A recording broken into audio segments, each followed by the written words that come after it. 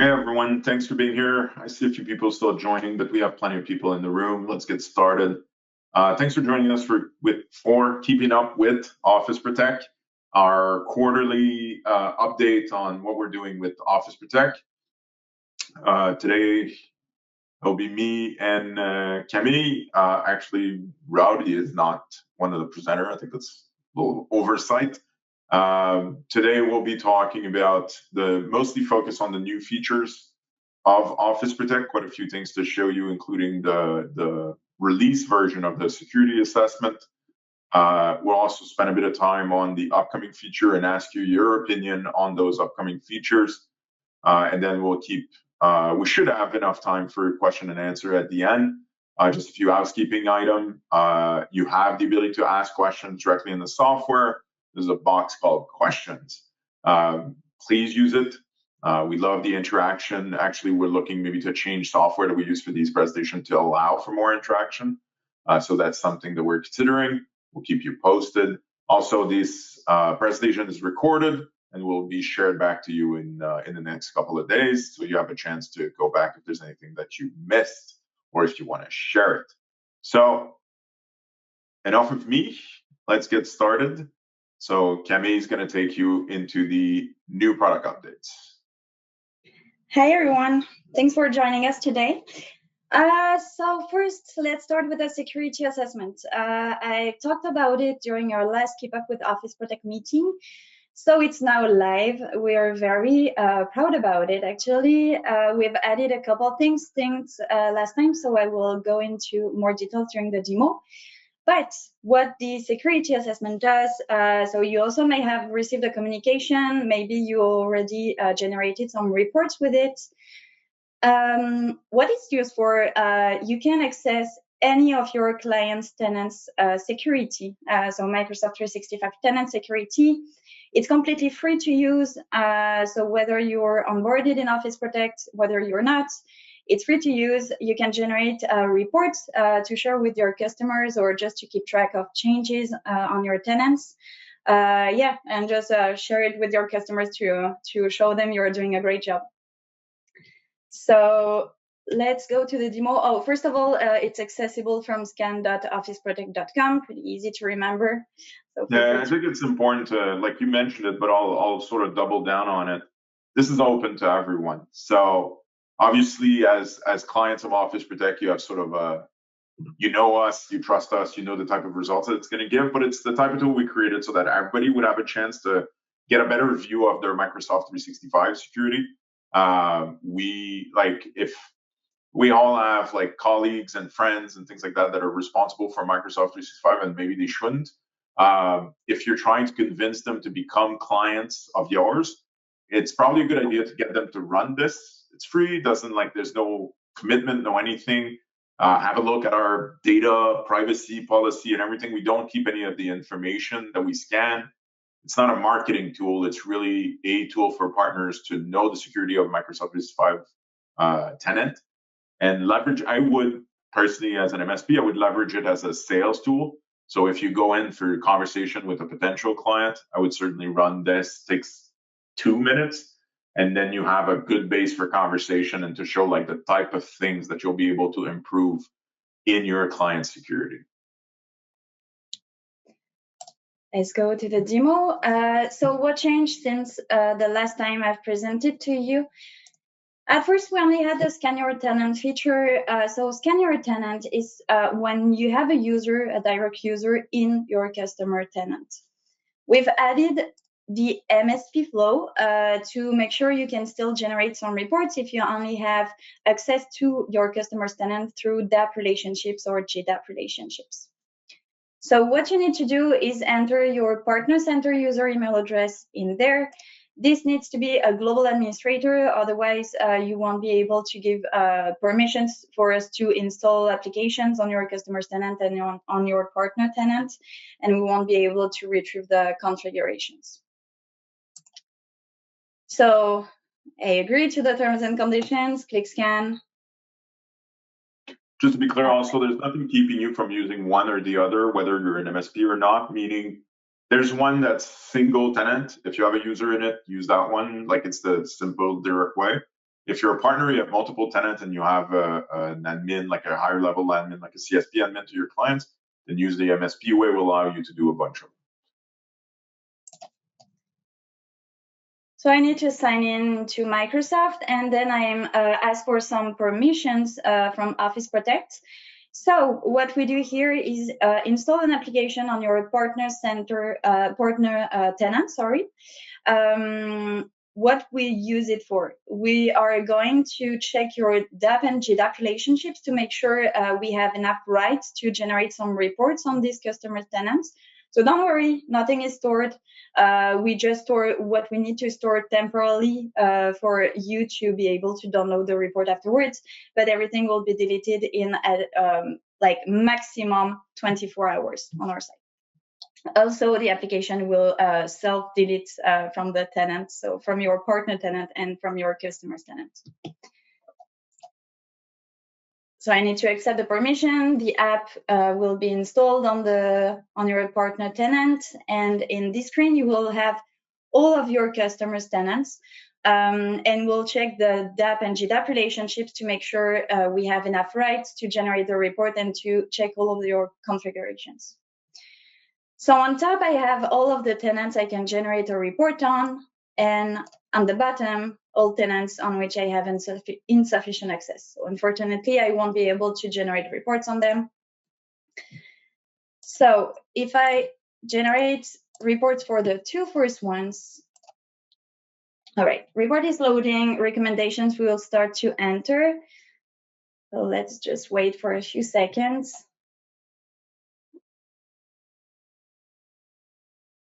All right. So in this page, I already showed it to you the last time we've seen each other, but you have recommendations on some like sections like tenant security, phishing, data extraction. And on all of these recommendations, we tell you why it's a risk and how you should change them. So we share with you our knowledge base. Of course, to remediate the situation, the easiest way is to go through Office Protect and apply your settings. But if you don't have Office Protect installed on your tenant, you can still take a look at our knowledge base to know where to find the setting in Microsoft. You have a security score here, so I did a pretty bad job on this one. I have a 0 out of 10. That's terrible. I need to do something on it. But note that the security score depends on the configurations you have here. So if it's not well configured, your score will decrease. If it's well configured, your score will increase. But it also relies on how important the configuration is.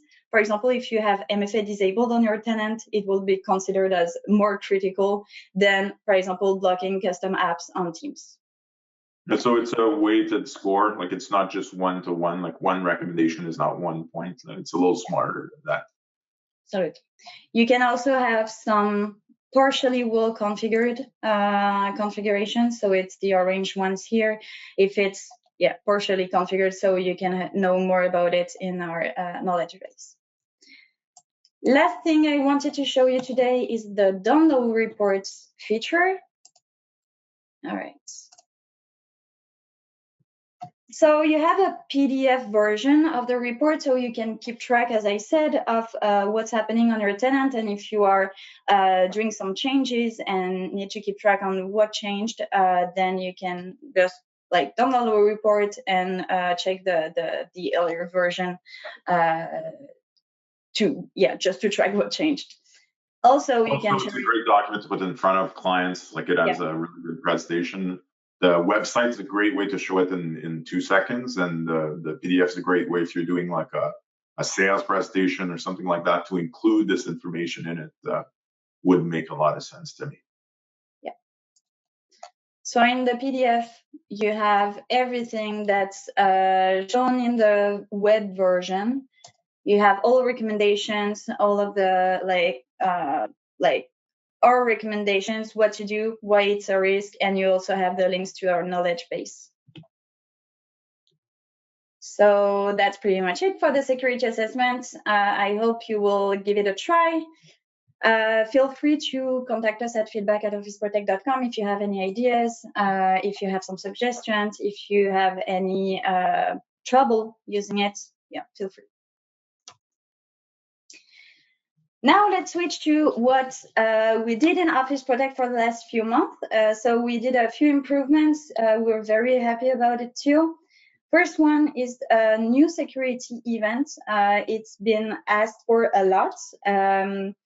So the suspicious inbox rule has been detected on your tenant. So what happened here is that we went with the Office Protect Alliance team through some recent security cases. We noticed that when an account is breached and used for like spam or phishing, then the hacker will probably create an inbox rule to make sure all of his malicious activity is hidden from the user. So I will go into more details during the demo. I will show you like 2 use cases, the most frequent ones.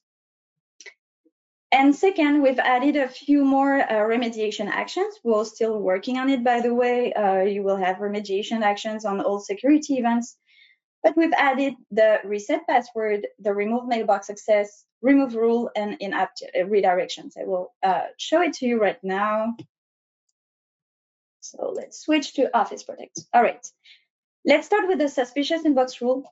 So let's start with one of the most common use cases we've seen.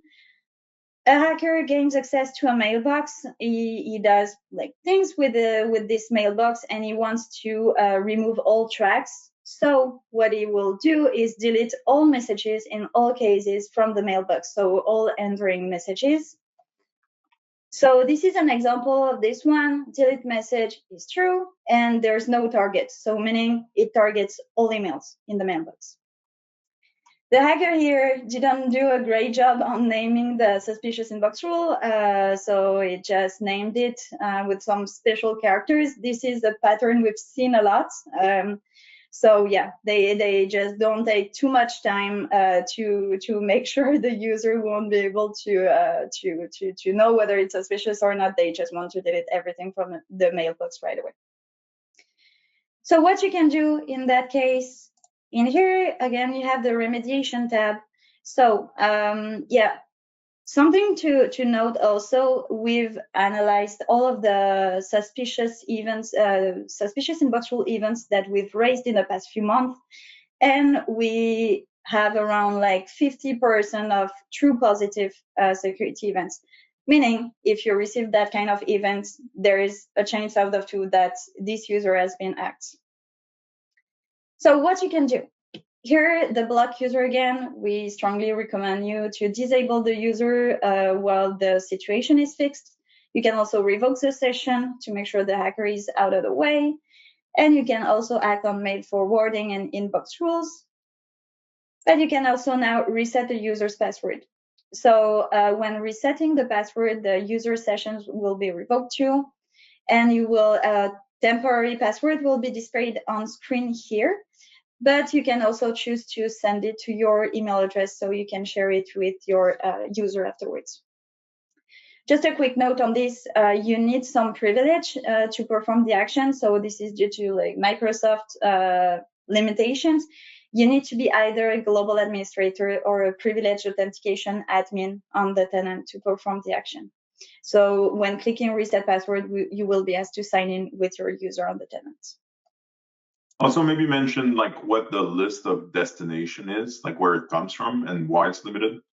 Yeah. Or I can if you want. So by default, you will have your your Office Protect users' email address entered here, but you can choose any Office Protect user who has access to the tenant in Office Protect.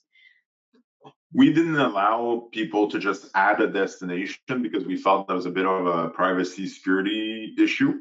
So basically, the people that you give access to Office Protect to change configuration in Microsoft 365, we were like, well, those people are already trusted, so that those are the only destination that we'll allow.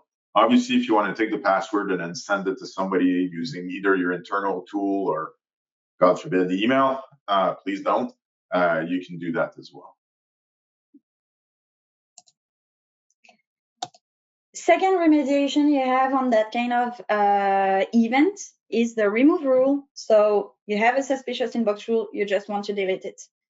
It's pretty hard to get access to inbox rules through Microsoft Portal because you need to grant you some access to the mailbox and then access the mailbox from Outlook directly from your admin account.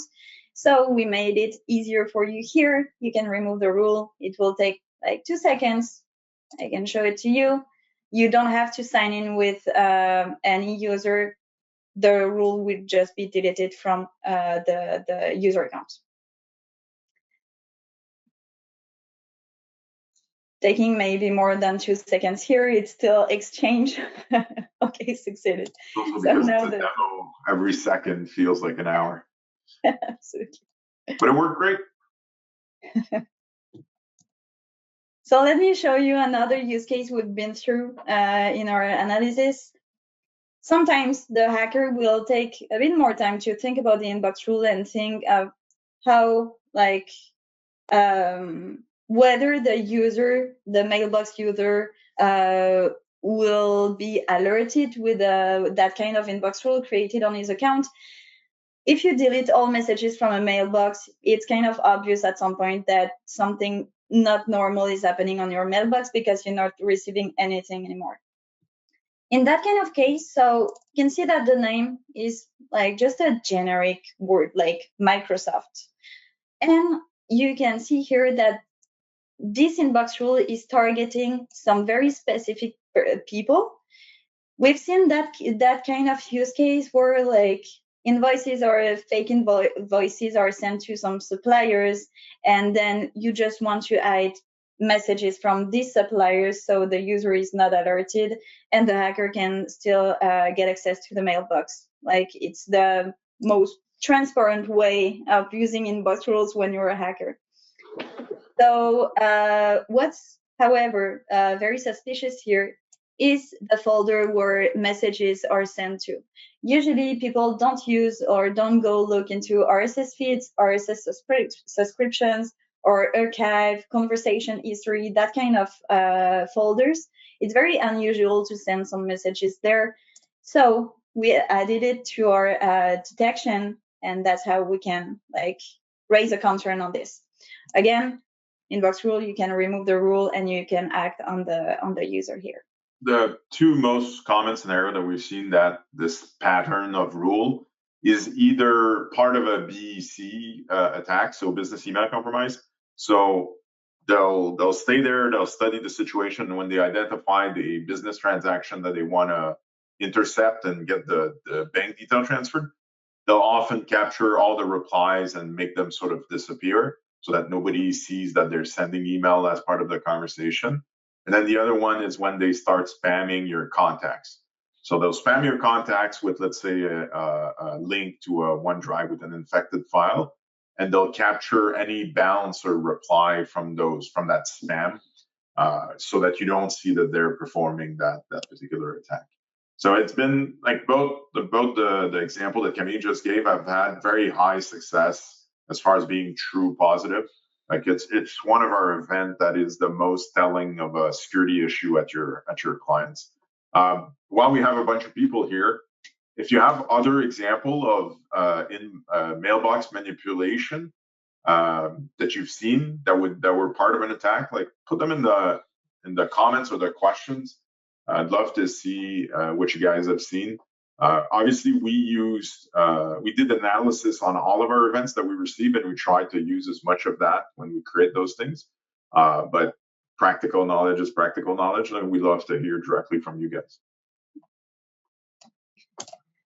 So now let me go to the two other remediations we've added. So in that case, we've seen that John has been compromised, and he also accessed Michael's mailbox. He's not supposed to have access to Michael's mailbox. What I can do here is, again, click on John's No. You have the remove mailbox access option here. If I click on remove mailbox access, John will not be able to access Michael's mailbox anymore.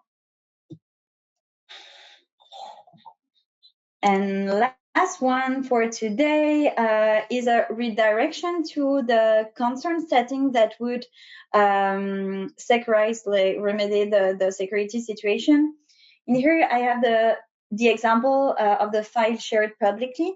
If your user cannot share publicly files on SharePoint, then won't be a trouble anymore. You won't have that kind of security events. So if I click review setting here, I get to the concern setting highlighted here. You can see that I'm currently in anonymous sharing on SharePoint, so I can change it here and just save and apply, and the situation will be remediated. So we've added it on some security events we have that are tied to a configuration issue. All right, let me go back to the presentation. So again, if you have some suggestions, feel free to contact feedback@officeprotect.com. It's very valuable for us. I have a question for everybody. So we've shown quite a bit of new detection and then the remediation that are associated with it. Like we felt giving you like one-click remediation was an important thing. Like it's a feedback that we got often. Like it's great, you're pointing me to something, but then I have to figure out in Microsoft where to fix it. And this is sort of a bunch of shortcuts that we make it as easy as possible. We've had questions about automation of those remediation, and I'm kind of, and I'm being honest, like I'm kind of not convinced. The thing being that rarely is there a scenario where you don't want to verify some stuff before you take action.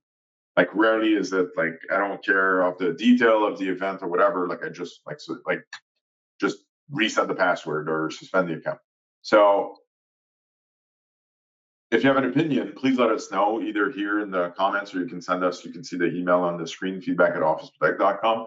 How you feel about remediation and its automation? Like would automation be a big part of, like would it be a big value for you? Would you think that's something that you would leverage?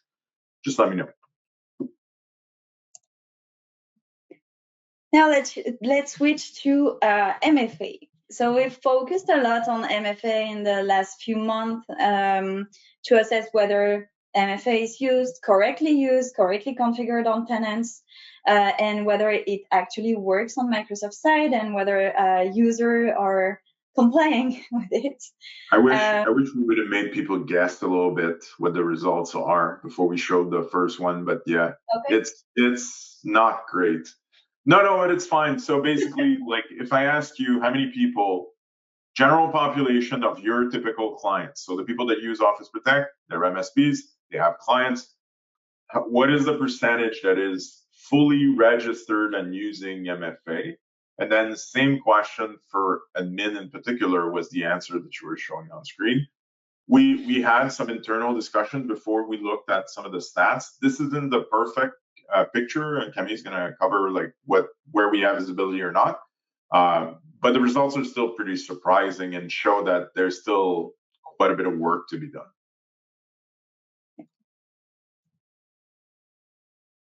So first finding we had, there is one privileged administrator out of two who is not covered with a modern MFA policy.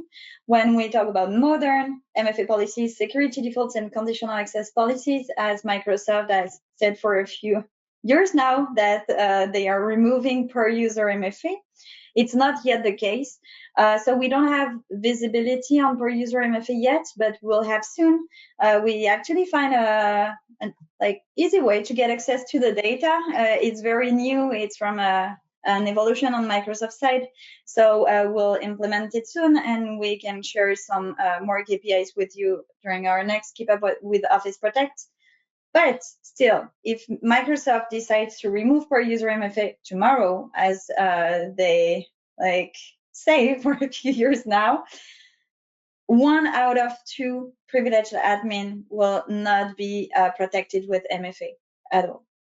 And it's even a question for you guys, like, are you in half? And then if you're in the half that's not covered by modern MFA, are you even covered by per user or nothing? And remember that admin accounts is not necessarily your admin account. If you've created an admin account for like applications that logged in an old way, insecure way, or things like that. Like it could be other things, but half of them are not what you would hope they would be. And security default doesn't cost anything, so there's no real excuses there. Now, if we take a look at the registration, so to be protected with MFA, you need a policy on the tenant. So this is on a tenant configuration. This is in your hands and in your client's hands. However, then the user needs to register. And what we've seen on registration is that 34% of privileged administrators do not have any MFA authentication method set up. That means if they are covered with an MFA policy on your tenant, they still won't be challenged with MFA because they cannot do MFA on their account. And when we take a look at this number across all users, it gets to 60%. So that's I must say I was kind of surprised with that because on configuration, it's looking like better than what I expected, but on the registration side, it's like terrible. Like 60% of users do not do MFA at all. So, and this is a good example, like the distinction that you just made between having a policy set up and having people actually enrolled in MFA. And it is one of the things that is tricky when working with MFA with Microsoft. Like one of the things that doesn't make it as straightforward as it should be. And one of the reasons that we are creating the feature that you're just about to demo. But it's, well, all right, let's get into the feature that's upcoming and you'll see, I think you'll see the value. Yeah. So we've been working hard on designing a feature that will help you with that. And here comes MFA audits. So this is a new dashboard. It's not live yet. It will be in the incoming weeks. It's currently under development. But in this dashboard, you will have an overview of what's happening on your tenants. It will be a multi-tenant dashboard, by the way, so not like the current dashboard we have. So you will be able to select the tenants you want to take a look at and have the overview, like the aggregated data. Sorry. Aggregate. So in this dashboard, you will have an overview of the configuration issues you can have on MFA, like is there any MFA policy in place on the tenant? Is it a partial conditional access policy, meaning are people just ask for MFA in certain conditions and not always? And you will also have the overview of registration issues on your tenants across your users. So the idea here is to highlight what's happening on the tenant and how you can remediate the situation. When it comes to configuration, it's pretty easy. You already have the setting in the set section, the MFA setting in Office Protect. However, when it comes to registration issues, it's more of like a change management thing. So what we will provide you is a registration campaign feature, so you can send an email to all users that are not registered, so they can understand why MFA is important. That we know that it can be disturbing in like business operations, but it's still very important if they don't want any hacker to gain access to their accounts. And also, you will have a feature to enforce MFA on the account, so it will just revoke the sessions and make sure that the user cannot snooze the registration on an MFA auth method. And maybe this should have been a poll or something, but how many have concerns with their coverage MFA amongst their clients? So you have a whole bunch of clients, they have a whole bunch of users. Are you good that everybody is the way that they should be? And if they're supposed to be MFA, multi-factor authentication, then they are. And if they're not, they're not. Like, how is this a real concern? Because we've had specific partners ask us for this and ask us for help, which is why we thought like this would be great for more people. But I'm asking you now, like, does this align to concerns that you have, and will this be valuable? Let's switch to upcoming features. Yeah. Yep. So quick word on, so MFA is the number one upcoming feature. Did you venture a timeline, Kemi? I'm putting you on the spot. It should be out in a month. I'm very confident it will be out in at least a month. I don't want to commit on an earlier date, but At yeah, least a month, or you mean maximum a month? maximum a month. Okay. My opinion. So that's the next one. The next thing that we're working on, and you've seen it in the MFA audit, it's something that we're implementing like throughout the application, is the ability to work across your different partners, your different clients as a partner. So the multi-tenant dashboard is going to be sort of the central focal point of the application when you come in. Instead of seeing like the information for just a single partner, you'll see for every partner tenant, you'll see it for all tenants. So basically, like your latest alert, or if you have L status that have gone wrong, or things like that, or setups that you need to apply, you'll be able to go to a single place and see what's sort of problematic amongst all of your clients. So for you guys that are pretty much on top of your Microsoft 365 security, it will give you a chance to only focus on the things that are problematic instead of having to go like partner to tenant and see if there's anything wrong or out of line or something like that. The other thing that we're working sort of at the same time, and that should be coming out close to the same time, or maybe a little bit after, a little bit sooner, is more information for your investigation. So that's feedback that we've received. Like it's been a long time, but we've anyway, it was something that we wanted to make sure that we did right. But basically, we will start to include more information about what we call the entities of your event. So, for example, if there's an IP address in your event, then we will include like who's the owner of the IP address and things like that. Maybe also direct links to external tool to, for example, I'll give you a random example. An IP address, we would link directly, let's say, to the RIN page to give you more information about like who's the owner and who it's associated with and things like that. Another example is users. So you have a user in an event, which is generally the case. How do you know? Like we've started, again, some of our pages, like we have if they're a privilege admin or something like that. Like we want to include that in all the events and give you a chance to make decisions quicker. We've put in remediation, so it just makes sense to not send you on a big quest to find the information to then come back to the remediation. So we're hoping that there's a much more direct line between receiving the event, seeing the information, taking the remediation action. We'll start, like it's something that we'll be able to do very iteratively. So we'll start giving you more information as soon as we can, and then sort of iterate to add and add and add as we figure it out and get your feedback also.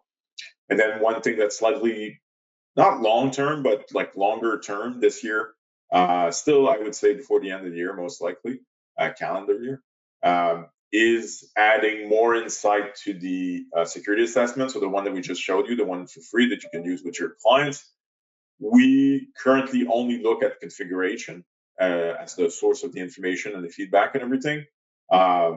One thing that we have the ability to do because of our expertise and what Office Protect is look a little bit more, a little deeper, maybe look at some of the events of the last day, 2 days, or whatever when we produce this and say, well, there seemed to be activity in this way or that way. We think that would add a lot of value and make it something a bit more unique because security assessments for Microsoft 365, there are a few. The clear way for us to differentiate was to make it very, very, very easy, very accessible. But I think if we also add some monitoring insight, that will make it quite unique. So those are the big things that are coming. The order that they're here is our current thinking as far as priority, but we do have one poll question for you guys to make sure to get you a little bit active. If you want to, thank you. What a team. Oh, okay, sorry. So this is actually looking back. That's right.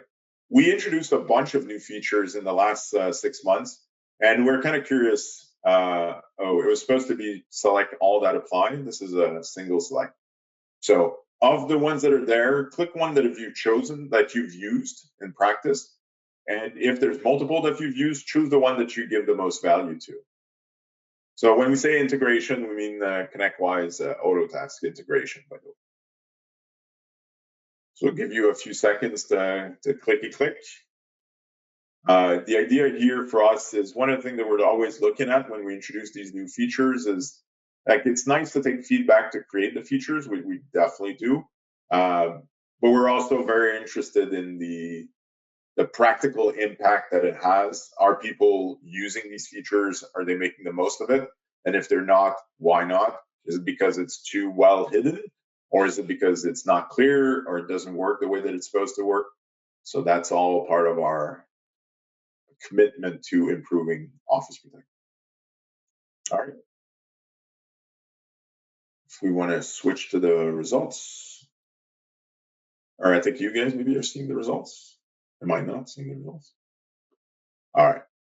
Let's not dwell on it. So moving on. So just a reminder that if you want to contact us and get involved with Sherweb, like Office Protect is part of Sherweb, there's much more than just Office Protect if you're interested in security. I do very strongly recommend our security portfolio consultations. It's a chance to look at what you're trying to accomplish. One of the big challenges that I've seen with MSPs is that there's a million products now and they all do slightly different things, but they all overlap a little bit. Like, how do you know that you have the right combination of product to give your clients what they're expecting when it comes to cybersecurity?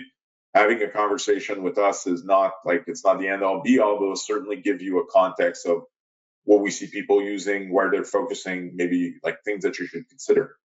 We can also help you. If you're happy with your stack and your services, you just need to sell more. But we're happy to talk about like sales and marketing as well, and how we see security performance when it comes to sales and marketing.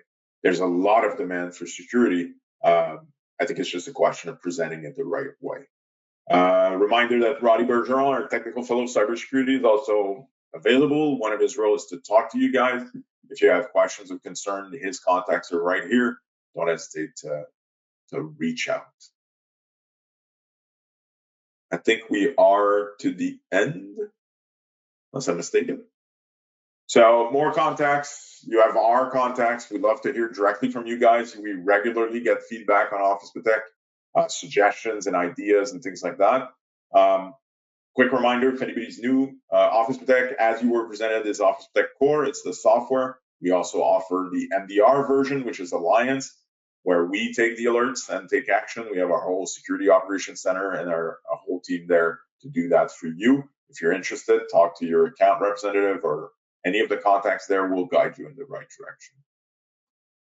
I want to thank Camille for the presentation, as usual, always great.